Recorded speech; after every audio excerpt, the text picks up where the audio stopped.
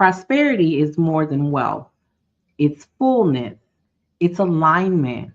It's the feeling of being supported by life itself. Today's guest helps people across that kind of prosperity from the inside out. Are you guys ready to get into this? Let's go. Here we go! Nicole Johnson. Nicole Johnson. Nicole Johnson. Let's go! And welcome to another episode of Prosperity Conversations. I am the Nicole Johnson, and today's conversation is for anyone who is craving clarity, alignment, and a deeper sense of purpose.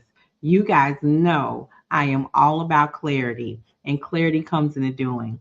And my guest today is Sallyann Martinez, the founder of Heaven's Light Wellness, an intuitive healer, mentor, and guide who helps people reconnect. Ooh, I love that. With their inner wisdom, release what no longer serves them, okay? And move through life with clarity, confidence, and spiritual grounding. You guys clap it up and welcome Sallyann to the stage. Hello, Sallyann. How are you? I am fabulous, Nicole. How are you today? What an honor to be here. So glad to have you. I am doing wonderful. So I am so excited to have you here with us. When I put out the call for these conversations, I would not answer. I did not know who would answer. But what I love that what I am seeing is the alignment. So when you talk about clarity and alignment, you are in the right place. We are doing the right thing, and I'm glad to have you. So I will jump right into where we always start with our guests and ask you, what does prosperity mean to you? Well, we are so amazingly aligned, I have to tell you. Like, the universe just puts people together, right? Because especially this week, I really feel like I've been using the word value instead of prosperity. Like, what is your value? How are you valuing yourself, your life? How do you feel value from other people? And yeah, of course, money makes the world go round, right? Like, yeah, you need money so you can eat, but money's just another energy source. It's another way of people getting value, of feeling prosperous in their life, but it is not the sole way. It is just one little component of what prosperity is in your life. Because is it alignment? Is it how you're surrounded by your tribe, right? The people that love and support you and cheer you on.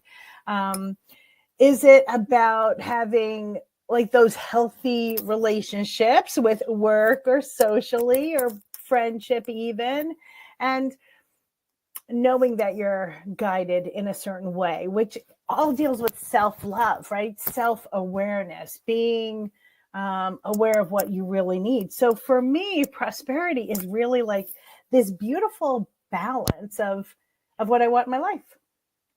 I love that. I love that. Because as you know, when we had our first formal introduction, my part of that, what my mission is to help women define and achieve what financial freedom looks like to them. And in doing so, it be depending on the individual, that outlook is different, right? So you have people who are setting financial goals, career goals. You know, their goals are about their children. Their goals aren't really even about them. But, you know, you have some people who are older and their goal is, how do I deal with retirement? How do I get there? So that's the fun part for me, is the variety of what those goals are. But Sally, I hear when we talk what you're talking about, I hear something a little bit more deeper. I hear something more spiritual when you start talking about inner self. So let me ask you this. What was the moment where you realized that prosperity was more spiritual than financial for you? Are you ready? I'm ready. Let go. Here we go, girl.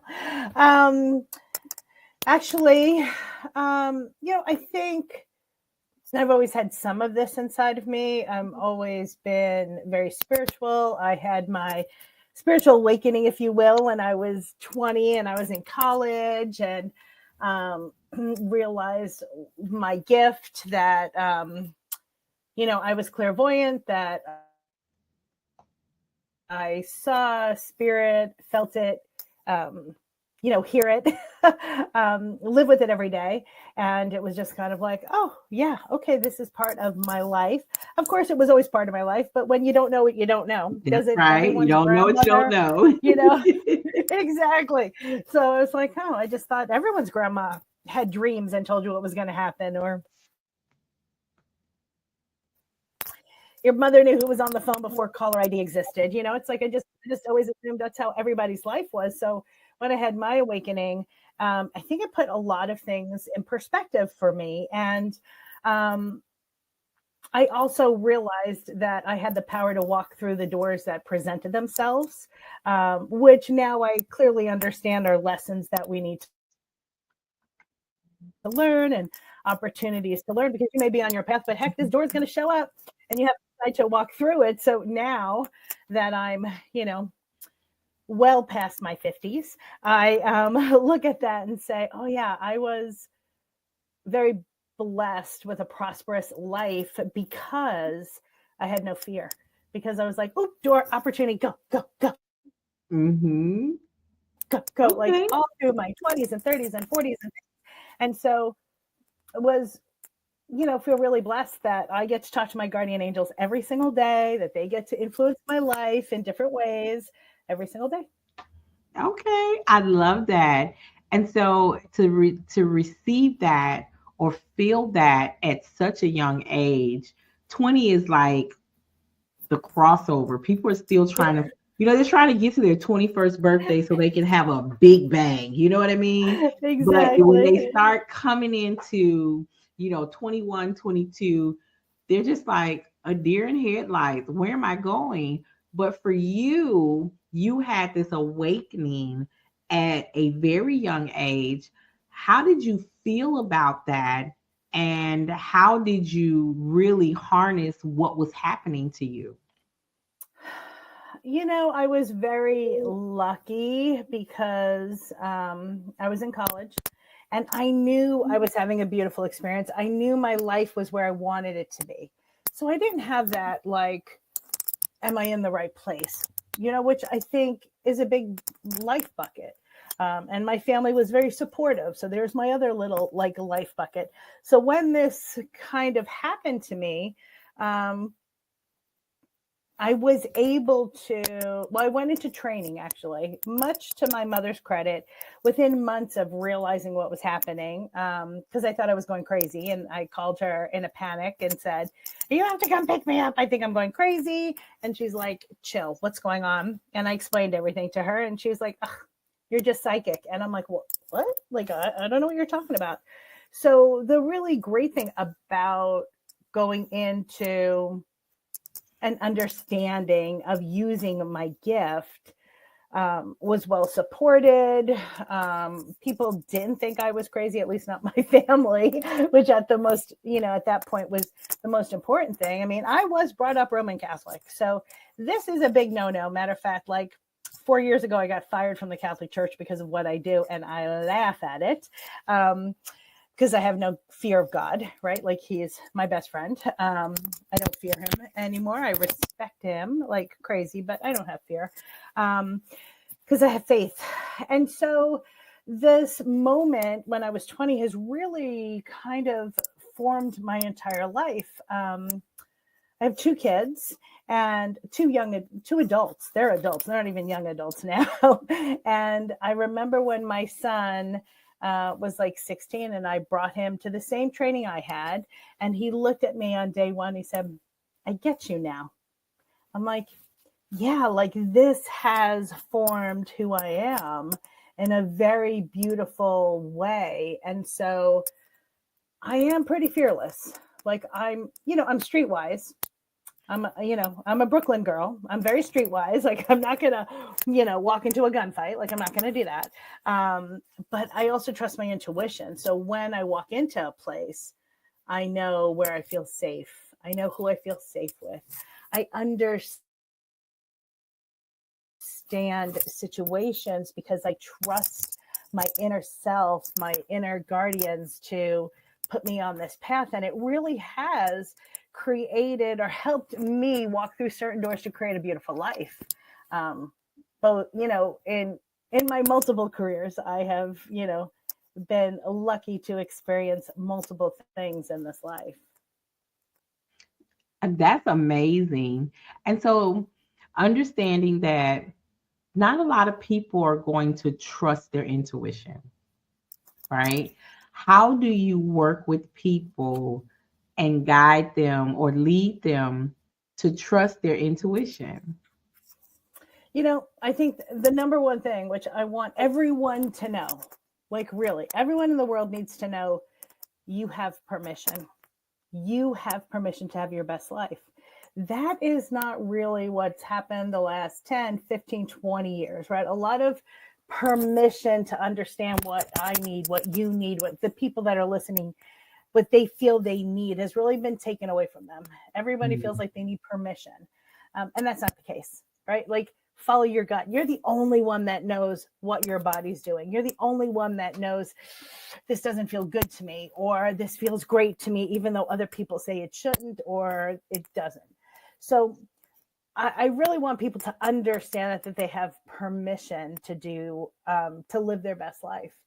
And, the other part of that for me specifically is, when I have clients and they come in, basically, like Nicole, if we sat in a session, you are giving me permission to talk to your guardian angels. And so when I talk to your guardian angels, I always like to key in. I always ask, what's the name on your birth certificate? And they always show me something I would never know, right? Like, I had one client and I was like, what's with the baby turtles? And she looked at me, she's like, what? I'm like, baby turtles, like, those little aquarium baby turtles? And she's like, I had those when I was like growing up. I'm like, okay, clearly I have your energy, right? This one client just recently, I said, oh, who owned the bakery? And she's like, what? I said, yeah, who worked or owned a bakery, expert with that string, that red and white string? She's like, that was me when I was 14. I worked in an Italian bakery. I was like, okay, right. So, and I'm also so cynical, right? Like, we're always cynical of our own gift. So it also confirms to me that I have that person's energy. And then I become the telephone to their guardian angel. So what do you want to ask? How do you want to ask it?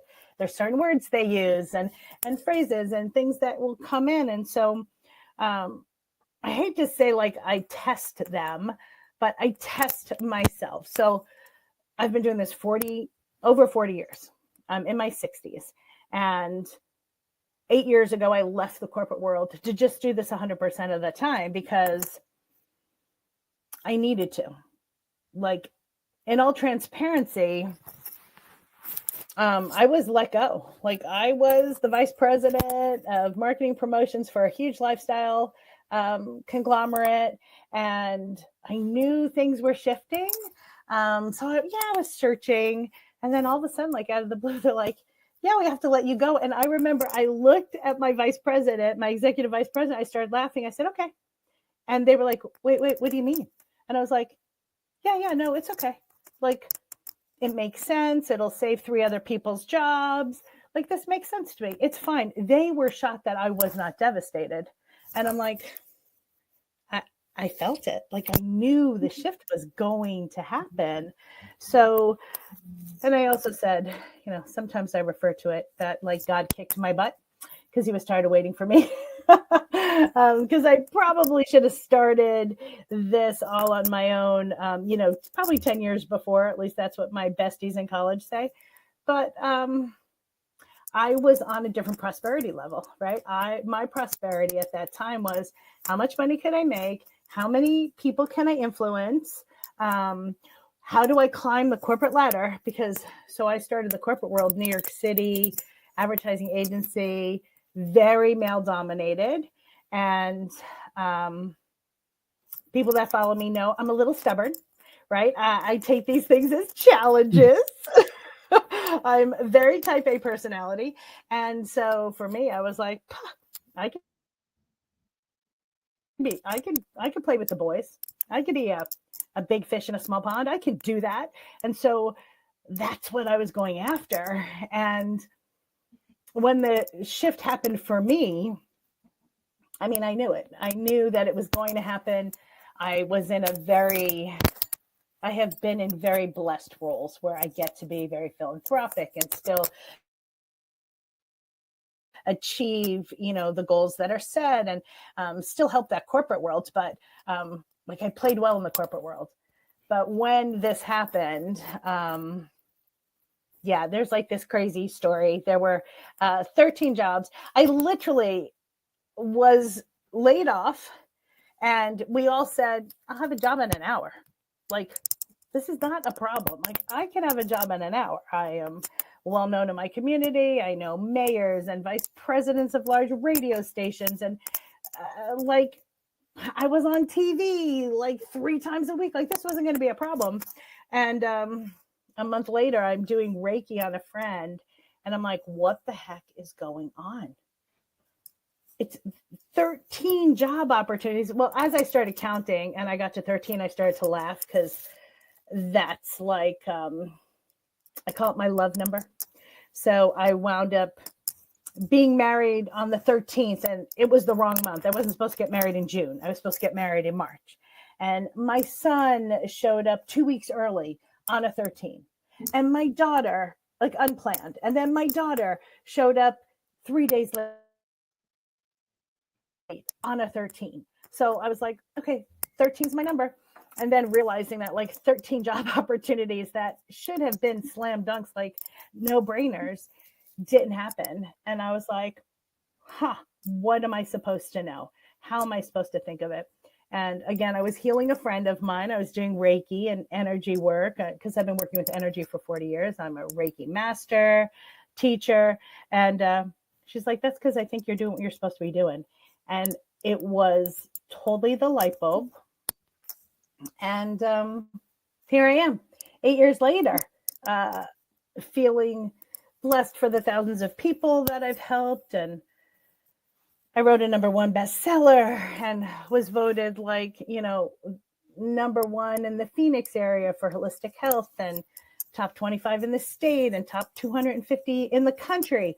And so my prosperity bucket, or reference to prosperity, really changed. And when I embraced it, and it took 13 ridiculous no's for me to wake up, then I realized, you know what? Prosperity is sitting on the couch at 3 o'clock, which you know, who sits on the couch? Like, I don't do that in a week because I'm working 80 hours a week. I have all these things to do. I'm so important.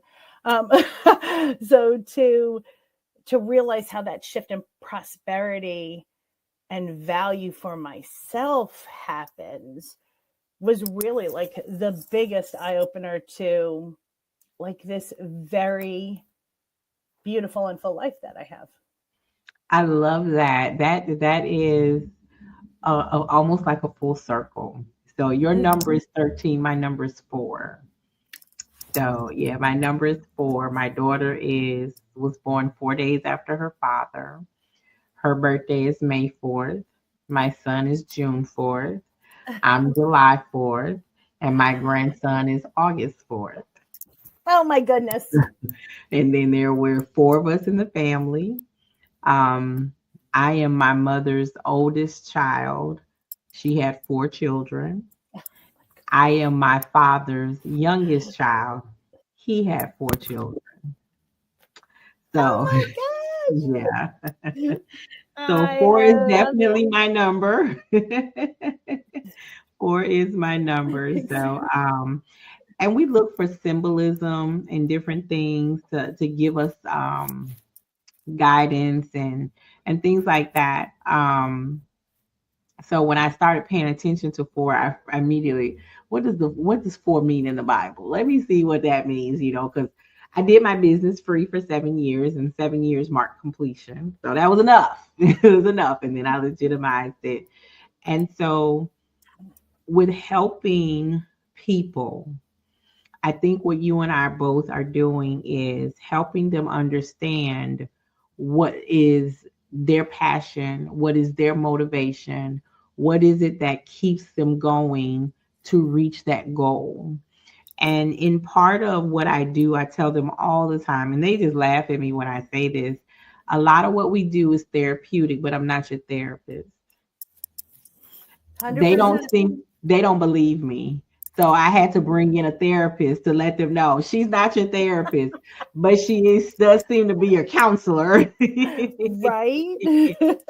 So when I look at people in the public trying to figure out how to make the next move, and so Sally, and we have somebody that's listening, watching us on YouTube, and they are at a point in their lives where they seem to be stuck. Okay. They don't know what that next move is. And this could be for any walk of life. This could be career. This could be relationship. This could be just getting to know myself. Mhm. What would you tell them to do? I'm going to say breathe, I like that. right? It's taking a moment because being stuck isn't stuck forever. It's the breath between the next chapter. And it's fear, right? It's some type of fear base about going forward. So when we breathe, take a moment, take inventory. And I mean belly breathe, like learn how to use your gut, not your shoulders when we breathe, right? Right. When you can breathe and really become clear and present, it's not always the easiest thing to do. Right. But when we do that, we can see what's in front of us. We can see how the landscape is moldable. And we can understand, okay, I'm right here. Because I think when people say we feel stuck, and I felt stuck too. I'm not saying the last 8 years I haven't felt stuck, or as a human, I don't feel stuck in moments. But those are when I feel ungrounded. I feel like I have no one. I feel alone, like in an abyss. Um, those moments of unconnection to myself, to my higher power, to my friends, those are my stuck moments, right? And then I realize it's just gum on the chair. Okay, I got it. Throw it away, reprocess. Who am I? Who do I want to be? Where is my next step? And then being open to it. So I'll share this funny story. It's a little tiny story. So my son is an amazing vocalist, was considered one of the top 12 voices on Broadway 3 weeks before COVID. COVID comes, everything will shut down for 3 years, blah, blah, blah, right? So he has been talking about getting back into singing and acting and all of those things that he wants to do. I'm like, okay.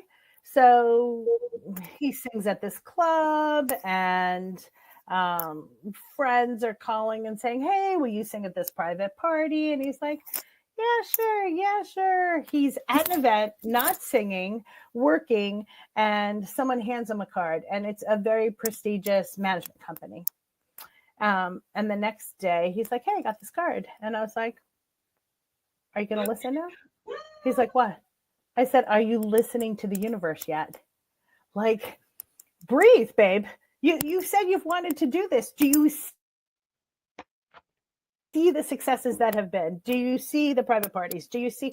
But this guy didn't even hear you sing. He didn't even open your mouth, right? Because as soon as he opens his mouth, people go, holy moly, you can sing. I was like, you didn't even open your mouth. And you got handed a card from a management company that represents 200 acts. Are you breathing yet? Are you taking inventory? Are you understanding that maybe it's just time? And it's funny because he just looked at me like I had 10 heads, and he's like, I didn't look at it like that. I'm like, yeah, let's take the next step, right? Like, you have free will.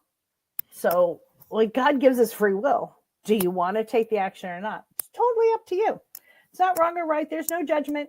right, wrong or right, do I want to go? So, it's interesting.